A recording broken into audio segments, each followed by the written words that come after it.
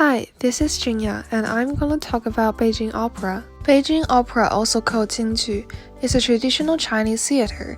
It first arose in Beijing and then gradually spread to the whole country and even the world. It's now the national opera and the largest Chinese opera today. Beijing opera is one type of music theater and a dance drama. Dance is really significant in opera in the 20th century. It's an exaggeration, but people sometimes say that all of the movement is dance. So dancing, acting, and singing are more important than the literary elements, and the scripts are not text but main points, so the actors can make the role their own. Usually, the actors won't perform the whole story from the beginning to the end, but only perform some famous plots and use narrative to help it connect together. Masks are used to symbolically highlight elements of the personality and the history of the characters. The makeup and costume did a lot of character work. Actors used paints made from egg white and oil to decorate their faces in the old time. Different type of characters has different makeup and costumes. There are more than 250 types of makeup and 300 types of dress. These costumes are color-coded, which means red and yellow robes with dragon patterns are associated with high officials and loyal ones, and white and gray clothes are for old ones. Beijing Opera has lasted for more than 200 years since the early 19th century. At the very beginning, to celebrate Emperor Qianlong's 80th birthday, troops from different places came to Beijing in 1790. They stayed there and eventually combined their different dramatic forms and created a new style, which is Beijing Opera. It was well developed and recognized by the public by the mid-19th century. As there was no restriction of space and time for onstage performance, it was day-to-day performed and combined as part of people's daily life. Performances were centered in the old commercial center of Beijing, the Tiananmen Gate Tower area, where it's next to Tiananmen Square. A lot of popular and famous Beijing opera artists lived and performed there. It was usually performed in the restaurant theater and the tea house, and Tiananmen Gate Tower had many of them. Also, it was popular for wealthy families to invite troops to their houses to perform for themselves privately. From the mid-20th century, huge theater houses were built and Beijing opera started to be staged there. There are some popular playwrights like Sheng Kui-lu, born in 1822 and died in 1890.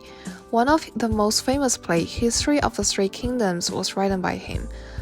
Han Qiguan, his famous play was Injustice to Doughe and Lan Fengmei.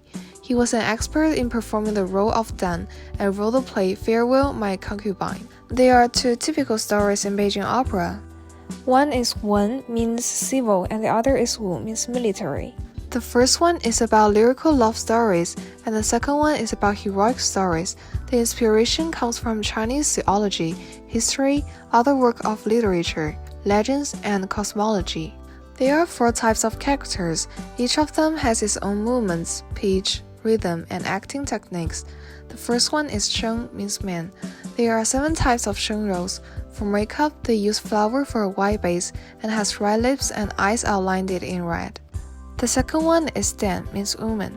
Dan roles were played by men and women took over it into the 20th century. Dan's makeup is similar with Sheng. There are 3 categories of the Dan roles. The Jingyi means noble young lady, the Hua Dan means beautiful woman, and the Lao Dan means old woman. The next one is Jing, means painted face roles. Jing includes roles like patriotic heroes, demons, gods, and other mythological characters. They have the most complex designs on makeup. They usually wear shoes that can add as much as 20 cm to their height to build this personality of larger than life.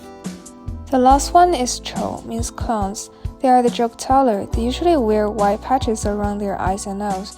They do not usually sing because their jokes are easy for the audience to understand by using pure colloquial language. They can be both good and bad characters like farmers, playboys, or even emperors.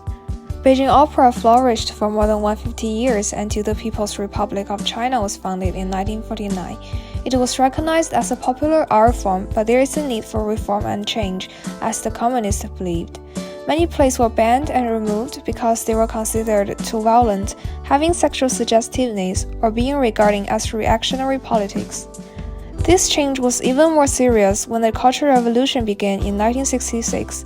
After the Cultural Revolution, Beijing opera is being protected as an intangible cultural heritage in China. So the opera people watch today is virtually the same as what people viewed 200 years ago in the Qing dynasty. Although it is still performed today, it's not as popular as it was in the old days. And here are some popular plays, like the Farewell My Concubine, Injustice to Dou, Lady Zhaojun Going Beyond the Great Wall, and The Drunken Beauty. Symbols are also used in Beijing opera. There are usually 2 chairs and a table on the stage. They can represent a wall, a tree, a mountain, or bed, etc. It depends on how they arrange them. They can be whatever they need. Other symbols include a silver banner represents water, a black robe represents a storm, and a yellow flag suggests that the actors are in a chariot. That's everything, and thank you for watching.